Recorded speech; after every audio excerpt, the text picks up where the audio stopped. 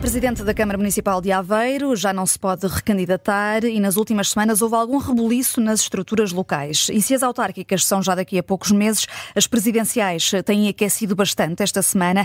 Ribao Esteves, o nosso convidado, admitia há pouco tempo votar em Gouveia e Melo. Vai agora direto ao assunto. Muito bem-vindo.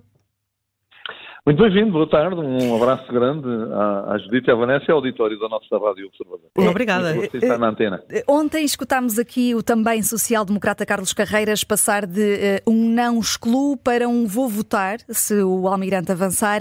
Também já passou da possibilidade a uma decisão final, Ribao Esteves? Não, claramente não. Até como gesto de protesto, pelo facto de nós termos uma eleição presidencial a começar cedo demais. E ainda por cima, enfim, não é por eu ser autarca, mas sinceramente acho que para o país, para os portugueses, para a vida dos cidadãos, para o desenvolvimento do território, a eleição autárquica de setembro-outubro deste ano é muito mais importante que a eleição presidencial do próximo ano, em janeiro de 2026. E por isso, por mais que eu pudesse ter uma opção fechada no que respeita à eleição presidencial, que não tenho, até porque há candidatos a candidatos que ainda só são candidatos a candidatos, é cedo demais. E neste momento tenho que dar, julgo que o país deve dar primazia à eleição autárquica, porque, repito, ela é mais importante do que a eleição presidencial para a vida dos portugueses e é aquela que está, em termos de calendário, mais próxima. E, portanto, manterei toda a atenção aos desenvolvimentos, àqueles que já são candidatos, àqueles que são candidatos a candidatos e que se virão a afirmar, Gouveia e Melo, António José Seguro, António Vitorino, e seja lá mais quem aparecer, numa lógica tranquila de gerir uma eleição que tem quase um ano de distância, vai lá, 11 meses, e obviamente de uma outra eleição que também obviamente acompanho e trabalho com uma acuidade mais forte, que é a eleição autárquica. Portanto, não há segredo nenhum. Em termos de ponderação, tenho a minha mente aberta, mas obviamente é preciso dar tempo ao tempo e gerir este processo com calma. Gouveia e Melo ainda na semana passada assinou um artigo no Expresso, ontem marcou presença na Convenção Pensar Portugal, da SEDES. Aliás, passaram 5 candidatos e protocandidatos, não é? Candidatos a candidatos, como dizia há pouco. Exatamente. O Almirante parece que não tem pressa, mas esta participação cívica, como o próprio define, beneficia ou prejudica uma eventual candidatura? A minha análise é muito simples. Gouveia e Melo não é candidato, mas vai ser candidato. Tenho isto muito claro na minha análise política e na abordagem. A calma dele tem a ver, obviamente, com uma fase de transição de alguém que foi militar no ativo e com um cargo muito importante, chefe de Estado-Maior da Armada, até há pouco tempo, e tem, obviamente, que fazer este processo de transição. Chamando-lhe, e bem, acho que está bem escolhida a expressão, participação cívica, seja com o artigo do Expresso, seja com a participação de ontem na Conferência das SEDES, seja com outras coisas que vamos ver nos próximos dias e semanas, até ao dia em que, é minha profunda convicção, Gouveia e Melo apresentará a sua candidatura. Depois temos também António Vitorino, que participou no mesmo evento que Gouveia e Melo, e António José Seguro, enfim, havendo evidências, e temos que ficar por aqui, a análise das evidências, de que António José Seguro será candidato. Ontem eu deduzi, mas obviamente fica o risco da minha dedução de que António Vitorino tem também vontade de o ser, e vamos ver, obviamente, em que é que tudo isto dá. Como agora, diz o próprio, está à beira de tomar uma decisão, mas olhando aqui ainda só para Gouveia e Melo, no artigo que publicou no Expresso na semana passada, e lá está, vinha sendo acusado de falta de pensamento político e escreveu um longo artigo, defende, por exemplo, que o Presidente da República pode demitir o Governo quando não cumpre as promessas eleitorais. No seu entender, isto não é ir contra a Constituição? Não, claro que não. Claro que não é que ir contra a Constituição. É uma visão política. Devo dizer que a subscrevo, em vez que depois, como é que essa perspectiva se traduz em ato material no dia em que o Presidente da República, Gouveia e Melo, fizer isso ao Governo, seja ele qual for, Pronto, obviamente que depois, quando vamos à aplicação prática dessa definição do princípio, pronto, aí poderemos verificar que o preceito constitucional está cumprido ou não está cumprido. Não vale a pena vir já a dizer que essa ideia de base de Gouveia Melo é inconstitucional. Enfim, eu lembro sempre o motivo que Jorge Sampaio usou para acabar com o governo de Santana Lopes, que assentava numa maioria parlamentar, e enfim, por analogia, iríamos dizer que o que Jorge Sampaio fez foi uma grave inconstitucionalidade. Nada disso, obviamente, faz sentido na lógica da análise literal da Constituição, faz todo o sentido na lógica da disputa política, porque obviamente quem veio falar sobre isso, nomeadamente Marcos Mendes, já está na disputa presidencial e obviamente vai olhando para Gouveia Melo como um potencial candidato, sabendo ele que também sabe que é potencial hoje, mas daqui a X semanas, não faço ideia quantas são, mas pressuponho que não serão muitas, Gouveia Melo passará de candidato a candidato. E, portanto, julgo que estamos na ambiência das perspectivas individuais. Julgo que o artigo de Gouveia Melo é um artigo claro, é um artigo positivo. Obviamente uma pessoa como eu, que conhece e lida com Gouveia Melo há 40 anos, enfim, sabe bem do seu pensamento político, que o tem, da sua perspectiva sobre o país e sobre a Europa e sobre o mundo, que a tem, mas pronto, o país não conhece, e tantas especulações à volta disso são perfeitamente admissíveis. Mas vai ter tempo para o conhecer? Não, já vamos tendo, porque esta fase de participação cívica, estou a repetir a expressão que Gouveia Melo escolheu, já permite aos cidadãos, lendo o artigo do Expresso, as notícias que a Comissão Social deu sobre a participação dele na conferência de ontem e outras, obviamente, participações cívicas que ele terá nas próximas semanas, e os cidadãos, todos nós, vamos tendo acesso ao seu pensamento. Quando entramos na disputa, digamos, eleitoral ou pré-eleitoral, a partir do momento que ele apresenta a sua candidatura, e repito, para não haver dúvidas, é a minha profunda convicção que Gouveia Melo vai ser candidato e, portanto, daqui a X semanas apresentará a sua candidatura, como Marcos Mendes já o fez, e assim acontecerá com os outros, António José Seguro, António Vitorino, seja quem for, e aí, obviamente, entramos numa disputa aberta e clara, democrática, e eu julgo que vai ser, pelos indicadores que já temos, daqueles que já são candidatos, e dos tais candidatos a candidatos, julgo que vamos ter uma disputa animada, elegante, civilizada, positiva, e isso é bom, obviamente, para a disputa presidencial. Já a minha agora, discordância é só que este processo começou cedo demais. É só a esse nível. Ao nível da dialética entre os candidatos e da disputa, viva a democracia, como é evidente. Não conseguimos controlar essa parte do cedo demais porque os próprios candidatos fizeram-se de alguma forma à estrada. Deixe-me só perguntar-lhe, em relação ainda a esta questão que falava há pouco, a questão do enfim, pré-manifesto no Expresso, esta questão de estar entre o socialismo e a social-democracia tem sido acusado de ser uma espécie de catch-all e estar, enfim, de alguma forma a tentar estar próximo de toda a gente para, claro, conquistar mais votos e retirar votos, nomeadamente ao Partido Socialista e ao PSD.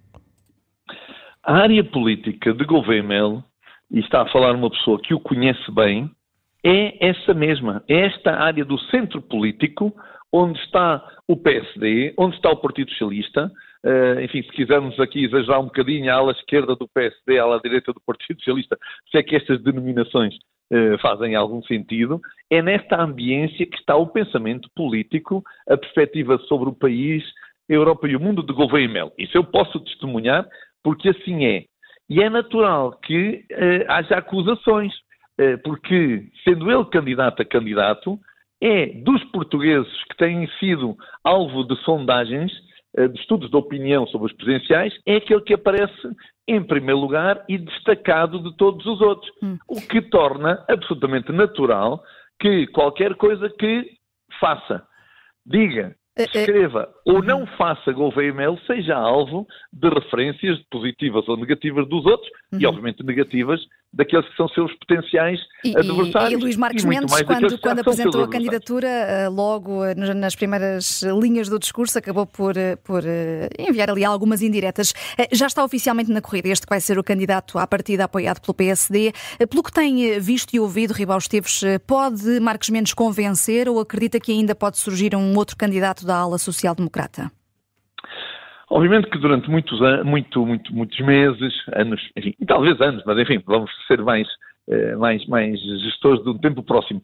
Durante muitos meses, e ainda se vai falando, o nome de Pedro Passos Coelho esteve na Rádio Observador, na comunicação social, enfim, nas conversas sobre estas matérias.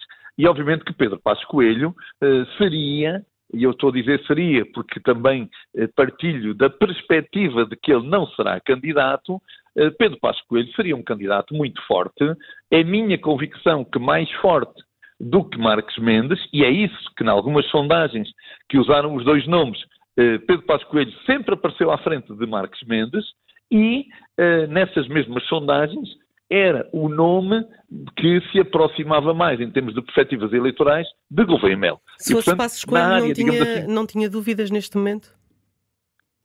Peço desculpa que eu não percebi a pergunta. Se fosse Passos Coelho, não tinha dúvidas neste momento em quem é que votaria? Repito, eu não vou tomar decisões nesta fase da minha vida por ninguém.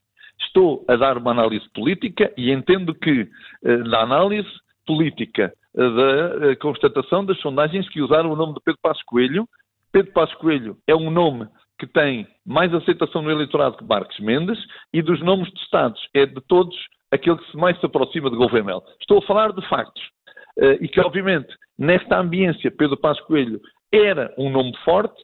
Esses indicadores não deixam dúvida nenhuma. Aquilo que vamos tendo, mas ainda nunca, enfim, certezas absolutas neste processo só existem quando fechar a apresentação formal da candidatura. Mas há mais alguém além de Passos Coelho que lhe surge? É a minha convicção que não.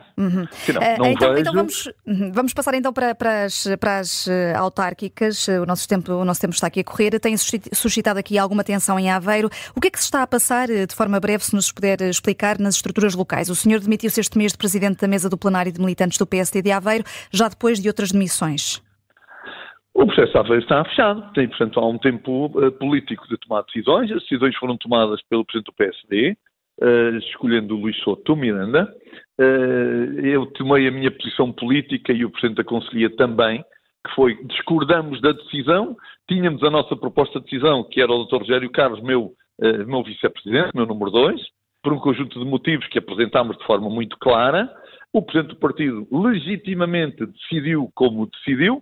Esse processo está fechado. Mas porquê é que demorou vários dias a admitir-se? Chegou a ser criticado por ter deixado cair os seus principais soldados, o líder conselheiro Simão Santana e também Rogério Carlos, de que estava a falar, o vice-presidente. Porque às vezes coisas que se dizem não fazem sentido. Simão Santana, além de presidente da Conselhia do PSD que foi, excelente, é meu adjunto na Câmara Municipal e, portanto, nós somos uma equipa a sério.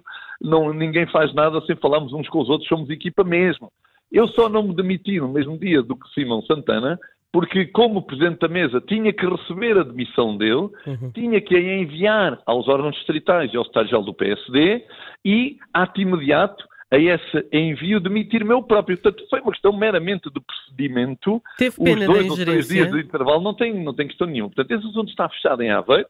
Temos um candidato, o PSD tem o seu candidato, está a fazer o seu trabalho e pronto, assunto terminado. Eu sou presidente da Câmara e manterei o meu empenho ao mais elevado nível como presidente da Câmara, que também valoriza, obviamente, por esse trabalho, a bandeira do PSD, que é a minha bandeira como presidente de Câmara, com a minha aliança com o CDS e com o PPM, até ao dia da tomada de posse do meu sucessor. Mas deixe-me só perceber se a direção nacional do PSD o ouviu sobre esse candidato do PSD à Câmara de Aveiro, tendo em conta que o senhor já não se pode recandidatar, e queria acrescentar aqui outra pergunta: se demarca dessa escolha de Luís Souto, apesar de vir a apoiá-lo depois?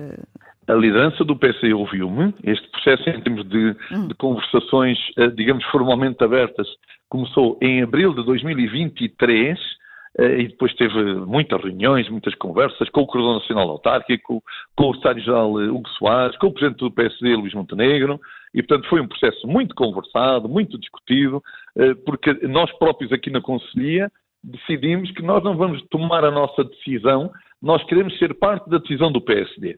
Sabe que eu fui candidato 3 vezes e sempre fui vítima de guerras dentro das estruturas. A Conselhia não queria, a Distrital queria, portanto, guerras entre as estruturas. O que nós decidimos com o Presidente Simão Santana, Presidente da Conselhia, e comigo, Presidente do Plenário, foi: nós não vamos tomar a decisão da Conselhia, nós vamos ser parte da decisão do PSD, que além da estrutura da Conselhia tem a Distrital e tem a Nacional.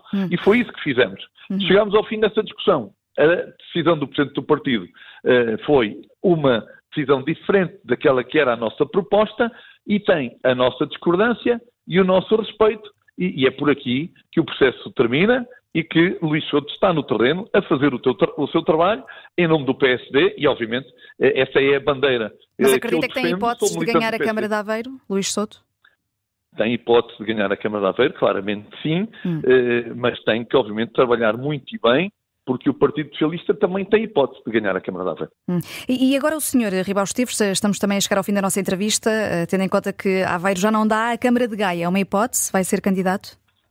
Disse, e repito, mais uma vez, à antena do Observador, que eu tenho 28 anos de Presidente de Câmara, 58 anos de idade, ganhei 7 eleições autárquicas, governei 7 mandatos com maioria absoluta e com uma avaliação reconhecidamente de excelência e, nesta fase da minha vida, fui convidado para 2 câmaras municipais, auscultado para 6, agradeci muito, recusei, é sempre delicado recusar um convite, mas obviamente pedi compreensão porque gostava muito de fazer outras coisas da minha vida nesta fase em que estou. Não há nenhum português que tenha sido Presidente de Câmara de 3 câmaras diferentes. Não há nenhum português que nos últimos 28 anos seja Presidente de Câmara com 2 municípios diferentes e com maiorias absolutas. Não há nenhum, só há um, chama-se Ribao Esteves. E, portanto, gostava muito de fazer outras coisas na vida, na política, se houver espaço para isso, porque sou um político, ou regressar às empresas, que é o mundo de onde eu venho. E, portanto, eu gosto muito das câmaras municipais. Se eu mandasse em tudo, na lei, na política, na vontade dos cidadãos, eu fazia mais um mandato na Câmara de Aveiro, mas a vida é como é, a lei é como é, e, obviamente, haverá outras coisas na vida para fazer, e eu sou um cidadão ativo, empenhado, e seguramente haverá oportunidades para a minha vida a partir do final do próximo mês de outubro. Mas deixa-me só perguntar-lhe, mesmo para terminar, se Luís Montenegro está ciente dessa sua vontade de abraçar novos desafios.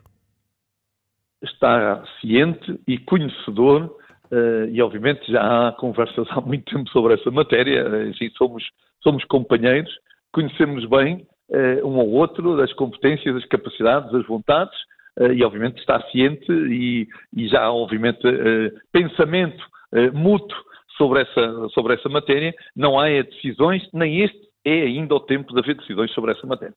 Ribao Esteves, muito obrigada por ter ido direto ao assunto. Muito gosto. Um abraço, muito obrigado. Obrigada.